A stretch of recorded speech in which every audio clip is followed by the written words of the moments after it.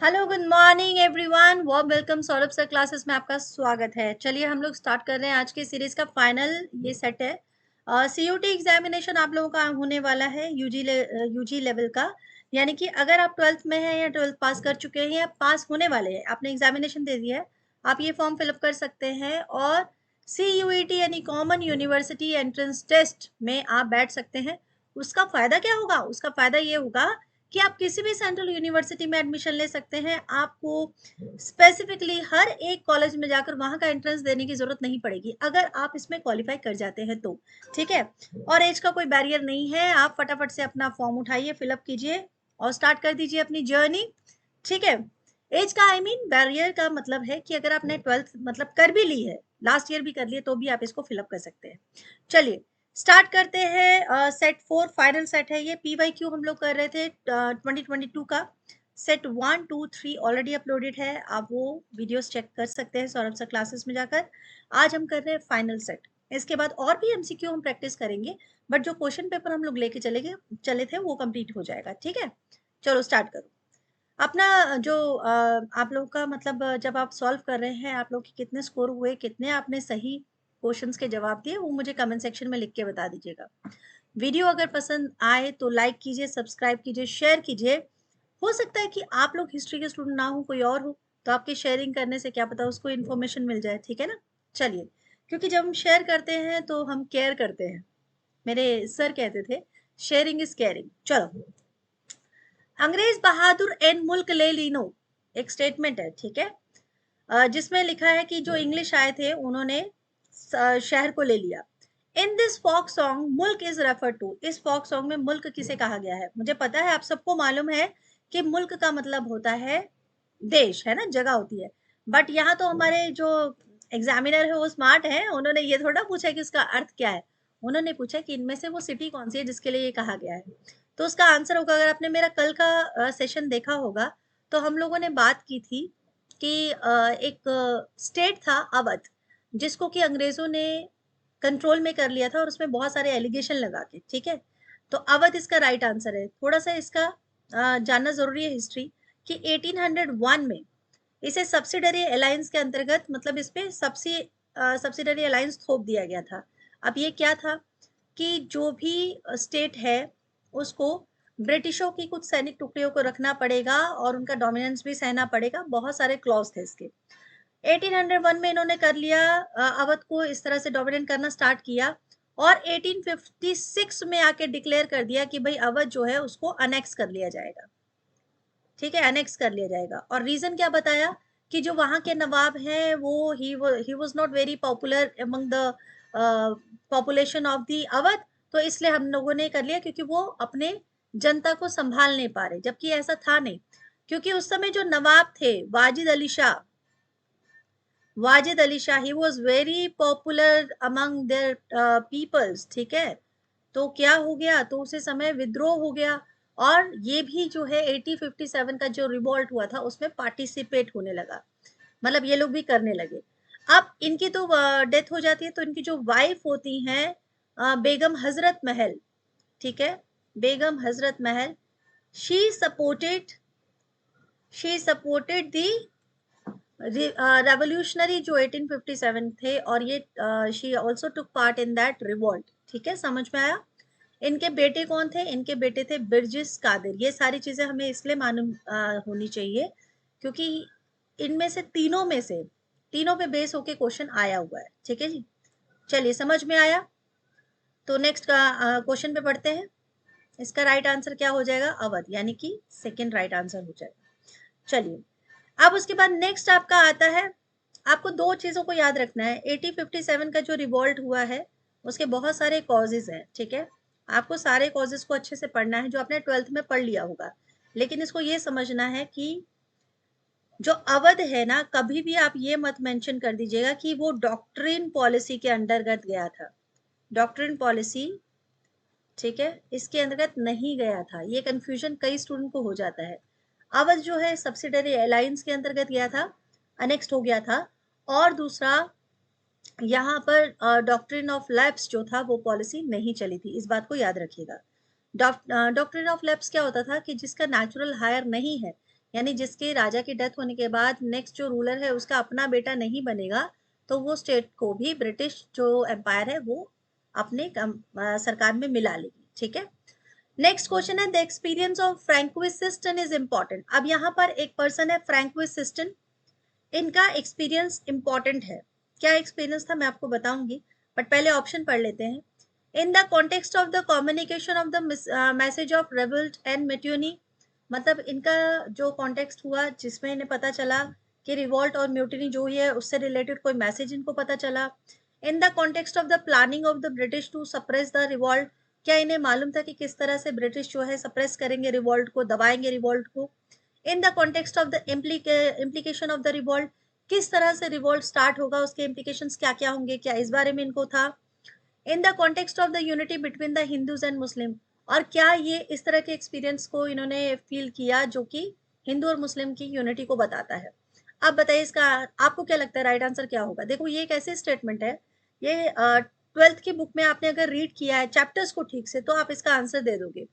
हुआ क्या था, फ्रैंकोइस सिस्टन कौन थे, एक इंस्पेक्टर थे उस समय। ठीक है, एक इंस्पेक्टर थे, तो ये जा रहे थे मैजिस्ट्रेट से मिलने जा रहे थे, तो इन्होंने अपना जो ड्रेस था वो नहीं पहना हुआ था, नॉर्मल ये ड्रेस में जा रहे थे।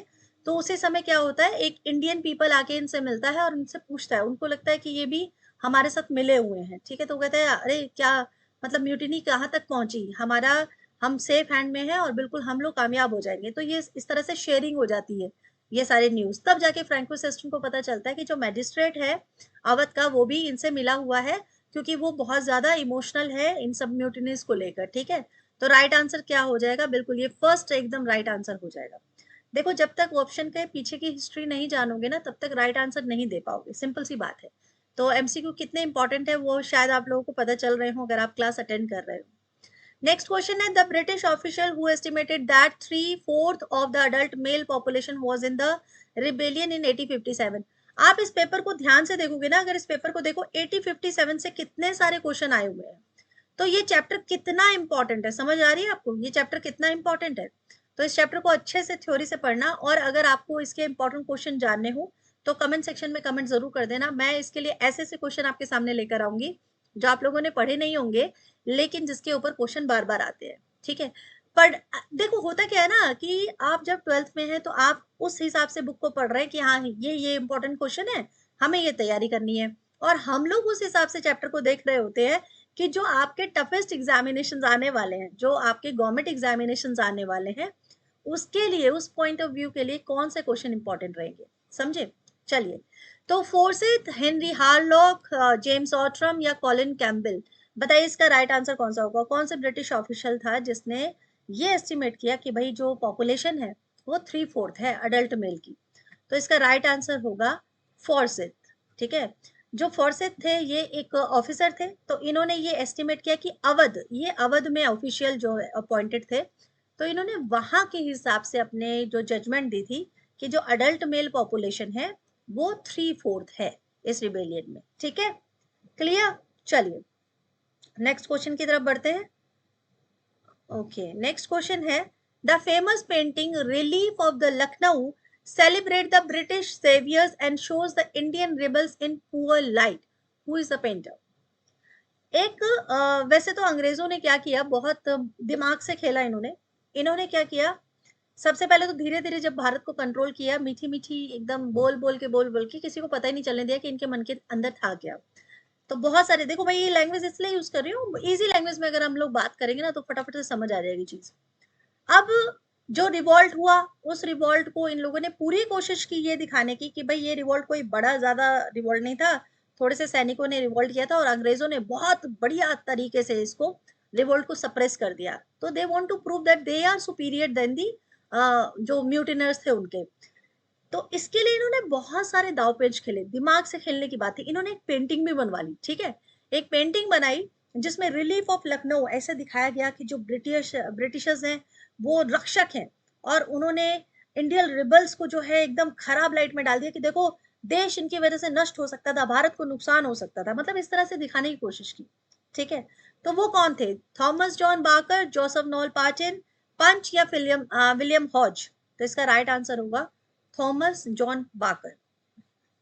ठीक है, थॉमस जॉन बाकर थे जिन्होंने इस तरह की पेंटिंग ड्रॉ की जिसमें ये पता चल रहा है कि जो ब्रिटिशर्स हैं वो रक्षा कर रहे हैं भारतीयों की, किससे, विद्रोहियों से। ठीक है, चलिए नेक्स्ट क्वेश्चन की तरफ बढ़ते हैं। Which of the following statement is or are correct about subsidiary alliance? It was devised by Lord Dalhousie in 1798. The British would be responsible for protecting their ally from external and internal threat. In the territory of the ally, a British Christian missionary was to be stationed. The ally could enter into agreement with other rulers only with the permission of the British. The ally could enter into war without taking permission from the British. देखो subsidiary alliance का उस समय question आया ना, मैंने आप लोगों को ठीक से क्लियर इसीलिए नहीं किया था क्योंकि मुझे पता था कि आगे ये क्वेश्चन है। सब्सिडरी अलायंस को समझने के लिए ध्यान से हर चीज को पढ़ो। क्या है ये स्टेटमेंट, पढ़ो, आपको पता चल जाएगा सब्सिडरी अलायंस का मतलब क्या था। अगर हम स्टेटमेंट 1 पढ़ते हैं, ठीक है, सबसे पहला स्टेटमेंट देखो, ऐसे क्वेश्चन से घबराना मत, ध्यान से एक बात तो समझ लेना कि अगर 4-5 ऑप्शन दिए हैं तो वो क्वेश्चन बहुत आसान है। हाँ सच मानो वो बहुत आसान है। क्यों? क्योंकि वहां कहीं ना कहीं कोई ऐसा कीवर्ड दे दिया गया होगा जो आपको आपका पूरा सॉल्व कर देगा क्वेश्चन। ठीक है, घबराइएगा मत, क्योंकि फर्स्ट टाइम अगर आप क्वेश्चन देखते ही घबरा जाएंगे ना तो आप उसका आंसर गलत कर बैठेंगे। ध्यान से देखिए क्वेश्चन क्या पूछता है, which of the following statement are correct about subsidiary alliance. तो सब्सिडरी अलायंस के बारे में इतना याद रखिएगा कि इसको स्टार्ट करने वाला कौन था और डेट क्या थी। तो 1798 में स्टार्ट हुआ, बिल्कुल ठीक बात है, बट लॉर्ड डलहौजी ने स्टार्ट नहीं किया था क्योंकि डलहौजी ने तो दिया था डॉक्ट्रिन ऑफ लैप्स, है ना। तो यही पे पंगा पड़ जाता है, पहला ही पॉइंट समझ में आ जाता है। कौन है बताइए, सब्सिडरी अलायंस स्टार्ट किया था वेलेजली ने। ठीक है, वेलेजली ने स्टार्ट किया था, तो पहला पॉइंट हो जाता है गलत। अब देखो ऑप्शन में चलते हैं सीधा, पहले ही जहां गलत मिल जाए ना नीचे ऑप्शन में चले जाओ। ए यहां पर है गलत, ए यहां पर है गलत। अब बचेंगे आपके पास दो ऑप्शन, दो में से चूज करना है। अब हम एक और ऐसा ऑप्शन ढूंढते हैं जो कि बिल्कुल सही हो ही नहीं सकता। जब हम पढ़ते हैं British would be responsible for protecting their ally from external and internal, समझ में नहीं आ रहा, चलो छोड़ो। In the territory of the ally British Christian missionary, समझ में नहीं आ रहा, चलो छोड़ो। The ally could enter into agreement with other, पता नहीं कंफ्यूजन तो नहीं है, चलो छोड़ो। नेक्स्ट देखते हैं, the ally could enter into war without taking permission from the British. अब ध्यान से समझो, without taking permission from the British, तो सब्सिडरी का मतलब क्या हुआ। सब्सिडरी तो अलायंस इसीलिए तो रखा गया था कि जिसे हम मित्र राष्ट्र कह रहे हैं, मित्र राज्य यानी एली कह रहे हैं, जिसे हम कॉर्पोरेशन अपना दे रहे हैं, तो हम तो कंडीशन ही यही देंगे कि भाई आज से मैं तेरा फ्रेंड हूं लेकिन मेरे को बिना बताए तू कुछ नहीं करेगा। आ रही बात समझ में। तो यही तो गलत हो गया, यही तो गलत हो गया। अगर ई गलत हो गया तो चलो देखो ई कहाँ है, ये रहा, लो आंसर निकल आया। आसान है, आंसर निकल आया। ठीक है, चलो और पढ़ लेते हैं। अब समझाती हूँ कि ठीक से सब्सिडरी अलायंस क्या था। सब्सिडरी अलायंस का मतलब ये था कि अगर कोई स्टेट इस अलायंस को साइन कर देता है, और कौन सी स्टेट ने सबसे पहले साइन किया था ये क्वेश्चन भी आपसे पूछा जाता है। Hyderabad was the first state who signed this subsidiary alliance with British east India company. तो होगा क्या कि आज से जो स्टेट ने इस एग्रीमेंट पे साइन कर दिया है, they are ally of British empire, वो अब मित्र हो गए हैं। ठीक है, देखो मित्र को कैसे धोखा देंगे ये लोग। ठीक है, आज से वो मित्र हो गए, लेकिन करना क्या पड़ेगा, आपको अपनी टेरिटरी में यानी अपनी बाउंड्री में क्रिश्चियन मिशनरी नहीं, आपको क्या करना होगा, ब्रिटिश सोल्जर यानी कि ब्रिटिश आर्मी रखनी पड़ेगी। ठीक है, ब्रिटिश आर्मी आपको अपने एरिया में स्टेशन करनी पड़ेगी। आप अपने सोल्जर्स यूज नहीं करेंगे, आपको हमारे सोल्जर्स यूज करने होंगे। The ally could enter into agreement with other rulers, वो दूसरे रूलर्स के साथ किसी भी तरह का एग्रीमेंट तभी कर पाएगी अगर उसे ब्रिटिश का परमिशन मिलेगा तो। ठीक है, समझ में आया। तो यानी कि बी और डी बिल्कुल सही है, बाकी सारे ऑप्शन गलत हैं। सब्सिडरी अलायंस क्लियर हो गया। चलिए ऐसे ही नेक्स्ट जो क्वेश्चन आएगा उसमें हम डॉक्ट्रिन ऑफ लैप्स भी पढ़ेंगे, बट वो बहुत आसान है। उसको स्टार्ट किया था, किसने स्टार्ट किया था, अभी हमने पढ़ा, डलहौजी ने स्टार्ट किया था। सब्सिडरी अलायंस वेलेजली ने स्टार्ट किया था। ठीक है, और डॉक्ट्रिन ऑफ लैप्स क्या था कि अगर कभी भी कोई जो किंग है उसकी डेथ हो जाती है और उसके पास कोई नेचुरल हायर नहीं है, यानी कि उसका कोई विरासत या जो उसका वारिस नहीं है, उसका बेटा नहीं है, तो वो स्टेट ऑटोमेटिकली ब्रिटिश कंपनी जो है वो हथिया लेगी। समझ में आया? मतलब इन लोगों ने एक तरह से कंसोलिडेशन के लिए बहुत सारे पैतरे आजमाए। नेक्स्ट क्वेश्चन पे आइए। Arrange the following event related to the establishment of British empire in India in chronological order. Chronological order आप तभी कर पाइएगा अगर आपको सब पॉइंट्स के बारे में पढ़ा है आपने तो, ठीक है। और इसके लिए ज्यादा से ज्यादा एमसीक्यू किया करो। खुद के नोट्स तो इंपॉर्टेंट होते ही हैं, बट आप नोट्स तभी कर पाते हो जब वो चीज बार बार रिवाइज होती है, ठीक है। Establishment of railways in India by the British Lottery Committee, first all India census, British set up trading post in Madras, transfer of capital from Calcutta to Delhi. अब ध्यान दीजिएगा इस बात को, ट्रांसफर ऑफ कैपिटल सबसे इंपॉर्टेंट पॉइंट जो आपको याद रखने का है वो है कि कलकत्ता से दिल्ली कब ट्रांसफर हुआ था, तो 1911 में ट्रांसफर हुआ था, ठीक है। 1911 में दिल्ली को जॉर्ज फाइव उस समय किंग थे, जॉर्ज फाइव ब्रिटिश के किंग थे, तो उन्होंने अनाउंस कर दिया था कि अब कलकत्ता से दिल्ली में कैपिटल शिफ्ट किया जाएगा। इसी खुशी को सेलिब्रेट करने के लिए उन्होंने दिल्ली दरबार लगाया था, जिसकी थोड़ी बहुत झलक आपको कहाँ मिली होगी, राजा मौली साहब ने अपनी मूवी में दी है ना, कि वो जो दरबार लगाया था वो दिल्ली दरबार नहीं था, बट इसी सॉर्ट में एक मतलब फंक्शन उन्होंने किया था। अच्छा, अब आता है कि रेलवे जो है इस्टेब्लिशमेंट कब हुई है, तो रेलवे की इस्टेब्लिशमेंट 1853 में हुई है। किसके द्वारा? डलहौजी के द्वारा। पहली ट्रेन चली थी, ठीक है, कहां से कहां तक चली थी, थानेश्वर से नहीं नहीं सॉरी, ये थानेश्वर तक चली थी, ठीक है। बोरबंदर से बोरबंदर बोरबंदर, बोरबंदर यानी कि मुंबई से थाने की तरफ चली थी, लगभग 34 किलोमीटर। ओके, पहली ट्रेन चली थी 1853 में। अगर मैं लॉटरी कमेटी की बात करती हूँ, तो लॉटरी कमेटी भाई लॉटरी नहीं खिला रहे थे चिंता मत करो, लॉटरी नहीं खिला रहे थे, टाउन प्लानिंग हो रही थी, ठीक है। कलकत्ता की टाउन प्लानिंग की जा रही थी। कलकत्ता पर अब धीरे धीरे इनका शिकंजा जब कसता जा रहा था, तो वहां पर भाई इन्होंने अपने लिए रहना था, इन्होंने फोर्टिफिकेशन तो कर ही दिया था, तो सारे सिटीविटी को दोबारा से प्लान किया गया, तो टाउन प्लानिंग हुई थी कलकत्ता की, ठीक है। Lottery committee. First all India census, वैसे तो अगर फर्स्ट ऑल इंडिया सेंसस की मैं बात करूं तो स्टार्ट हुए हैं 1872 में, ठीक है। 1872 में मायो थे उस समय, उनके नजरों में, मतलब वो उनके प्रेजेंस में हुए, ठीक है, वो गवर्नर जनरल थे उस समय। British set up trading post in Madras, इसको याद रखो। ब्रिटिश जो थे उन्होंने सबसे पहले अपना ट्रेडिंग पोस्ट बनाया था 1640 में, यस 1640 में मद्रास में। अच्छा, ये क्यों इंपॉर्टेंट है, क्योंकि फोर्टिफिकेशन हुआ था इसका। फोर्टिफिकेशन का मतलब होता है किला बंदी। अब कर लो मैच फटाफट से, कौन है सबसे पहले, सबसे पहले हाँ, British set up trading post in Madras, D D D D, लो सबसे पहले आंसर निकल आया। बस सिंपल, अगर एक का भी आंसर मालूम है तो। British set up trading post in Madras 1640, lottery committee 1817, establishment of railway 1853, उसके बाद सेंसस जो फर्स्ट टाइम हुई थी 1872 में हुई थी। 1872 में जो स्टार्ट हुई थी ना, हर 10 साल के बाद डिसाइड किया गया कि नेक्स्ट जो होगा आपका वो 1881 में होगा, ठीक है। और इस तरह से ट्रांसफर हुआ कैपिटल का 1911 में, ठीक है, क्लियर। चलिए बढ़ते हैं नेक्स्ट क्वेश्चन की तरफ। तो आंसर 1 हो जाएगा, इसका टिक कर देना, ठीक है जी, ये हो जाएगा 1 आंसर। नेक्स्ट क्वेश्चन है आपका, अगर आपको क्वेश्चन अच्छे लग रहे हो तो प्लीज लाइक जरूर कीजिएगा, ठीक है। Which of the following factors made Gandhi ji a people's leader, इनमें से कौन से फैक्टर है जिसके वजह से गांधी जी को लोगों का नेता माना गया। ही लिव्ड लाइक देम, उनकी तरह जीते थे। स्पोक देयर लैंग्वेज, उनकी भाषा बोलते थे। ही वोर सिंपल धोती, वो सिंपल धोती पहनते थे। ही spent each day working on चरखा, वो हर रोज चरखे पे काम करते थे। He did not do manual labour, did not do manual labour, ये कैसे हो सकता है, तो सबसे पहले तो ये गलत करो, ये गलत करो। ई कहाँ है, ई यहाँ है, ये कट हो गया।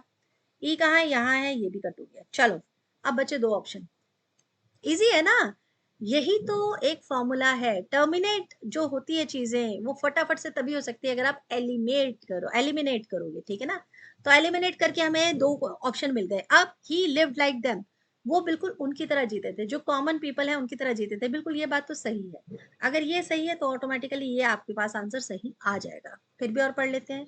स्पोक देयर लैंग्वेज, बिल्कुल ये इन्होंने कहा कि हम अंग्रेजी में बात क्यों करेंगे, हम अपने देश में हैं तो अपने देश की भाषा में बात करेंगे, गुजरात में है तो गुजरात में बात करेंगे, गुजराती में बात करेंगे, अगर हम किसी और स्टेट में तो उस लैंग्वेज में बात करने की कोशिश करेंगे, हम क्यों अंग्रेजी में बात करेंगे। तो इन्होंने उनकी लैंग्वेज में बात की ताकि सबको एकदम यूनाइट कर सके। ही वॉर सिंपल धोती, बिल्कुल ये सिंपल धोती पहनते थे। He spend each day working on charkha, तो ये भी बात सच है कि ये अपने कपड़े खुद, अपना धागा खुद बनाते थे चरखे की मदद से। ठीक है, क्लियर हुआ। तो आपका आंसर कौन सा सही हो जाएगा, 1 नंबर बिल्कुल सही हो जाएगा। नेक्स्ट क्वेश्चन आपका है, how did Gandhi ji broaden the basis of nationalism. Nationalism यानी राष्ट्रवाद को और ज्यादा ब्रॉडन करने के लिए गांधी जी ने क्या क्या स्टेप उठाए। New branches of Congress were set up in various parts of India, क्या उन्होंने बहुत सारी कांग्रेस की अलग अलग ब्रांचेस को खोला। A series of Prajamandal were established to promote nationalist creed in the princely state, क्या उन्होंने प्रजामंडल जो है एक स्थापना की, ऐसे इंस्टीट्यूशंस की जिसकी वजह से प्रमोट हो सके, मतलब और ज्यादा राष्ट्रवादी जो लोग हैं और ज्यादा देश प्रेमी लोग हैं वो इकट्ठे हो सके। गांधी जी ने इनकरेज किया communication of nationalist message in the mother tongue, उन्होंने कहा कि जो भी आप लोगों को बात करनी है, अपने विचार रखने हैं लीडर्स को, उन्होंने कहा आप लोग मदर टंग में यानी मातृभाषा में बात किया करें। Gandhi ji was not able to gather support of India, not able to, अच्छा ये कैसे हो सकता है, इंडियन इंटरप्रेनर्स और इंडस्ट्रियलिस्ट का उनको सहयोग नहीं मिला, ऐसा तो बिल्कुल नहीं हुआ था। तो डी को पहले कट कर दो, डी को पहले कट कर दो, डी कहाँ कहाँ है, यहाँ है, इसको कट कर दो, यहाँ है, इसको कट कर दो। चलो अब बचे 2 ऑप्शन, अब यहाँ देखते हैं। दोनों में ए है, दोनों में ए है तो ए को पढ़ने की जरूरत नहीं है, हाँ ये बिल्कुल सही होगा, दोनों में ए है। अच्छा बी, दोनों में बी है, ये भी पढ़ने की जरूरत नहीं है, दोनों में बी है, यानी प्रजामंडल, बिल्कुल ये वाला तो एकदम सही है कि उन्होंने बहुत सारे प्रजामंडल हर जगह पर, हर स्टेट में एक छोटे छोटे ब्रांचेस उन्होंने बना दिए थे जहां पर जो नेशनलिस्ट हैं वो मतलब आपस में कम्युनिकेशन कर सकें। नेक्स्ट पॉइंट क्या बचता है, सिर्फ बचता है सी, सही है कि नहीं। तो गांधी जी ने इनकरेज किया कम्युनिकेशन को, नेशनल मैसेज देने का मदर टंग, ये तो बिल्कुल सही है। तो आपका आंसर क्या हो जाएगा, ऑटोमेटिकली आंसर निकल आया, इजी वे है ना, एलिमिनेट करो और आंसर निकालो, सेकंड क्वेश्चन सही आ जाएगा आपका। नेक्स्ट आपका क्वेश्चन है, अरेंज करना है इवेंट्स को chronological, Lahore session and the demand for Purna Swaraj. On 26 January Gandhi ji promoted to celebrate independence day in a traditional way. The salt march begins, नमक जो मार्च था, सॉल्ट मार्च था, नमक आंदोलन, उसकी शुरुआत। Salt was made by Gandhi ji and salt law was broken at Dandi. Gandhi Irwin pact sign. चलो और फटाफट से इन सबकी डेट पता चल जाएंगी तो हम इसको क्रोनोलॉजी में भी डाल देंगे।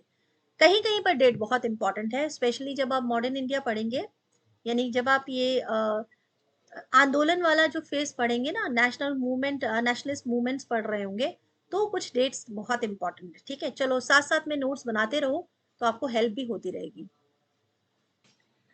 देखो ये क्वेश्चन, यहाँ ऐसे क्वेश्चंस में जो हमारे एग्जामिनर होते हैं क्या बढ़िया तरीके से मतलब खेल जाते हैं कैसे, क्योंकि ना ये सारी डेट्स आसपास की है। ठीक है, ध्यान से, अब एक एक करके मैं डेट आपको बताती हूँ, इसके जरूर नोट्स बना लेना भाई, जरूर याद से। देखो सबसे पहले Lahore session and the demand of पूर्ण स्वराज, ये आपका कब हुआ है, एक मिनट रुकिए मैं लिख के आपको बता देती हूँ सबकी डेट्स।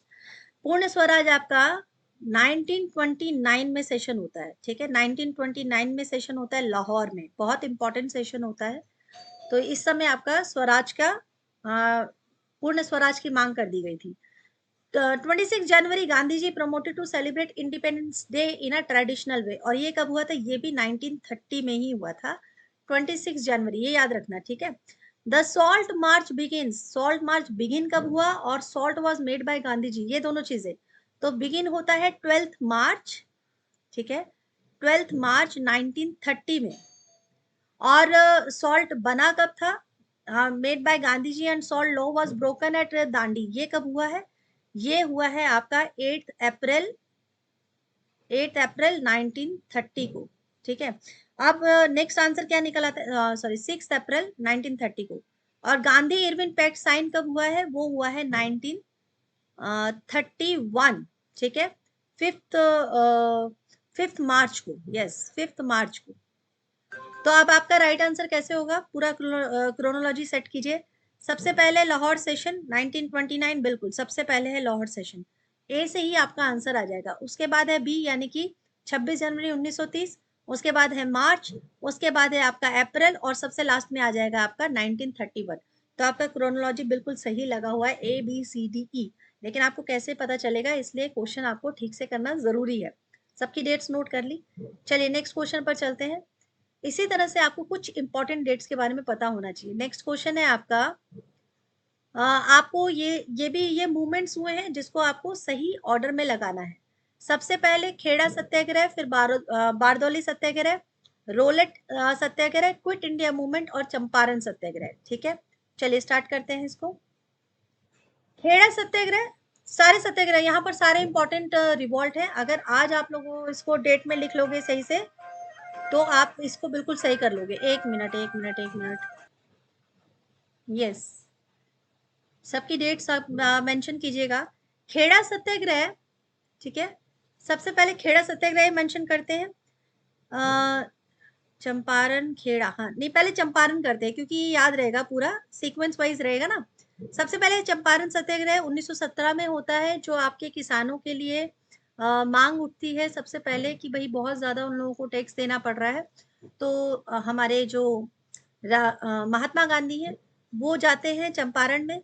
और गांधी पहला रिवोल्ट ऐसा था, पहला ऐसा सत्याग्रह था जो बहुत ज्यादा इंपॉर्टेंट है। और उन्हें कौन लेकर जाते हैं, ये चीजें याद रखनी है आपको। एम के गांधी जाते हैं और उनको लेकर जाते हैं राजकुमार शुक्ला। राजकुमार शुक्ला, ये मैं इसलिए बता रही हूँ कि ये क्वेश्चन आया हुआ है। ठीक है, राजकुमार शुक्ला लेके जाते हैं। उसके बाद नेक्स्ट आपका आता है खेड़ा सत्याग्रह।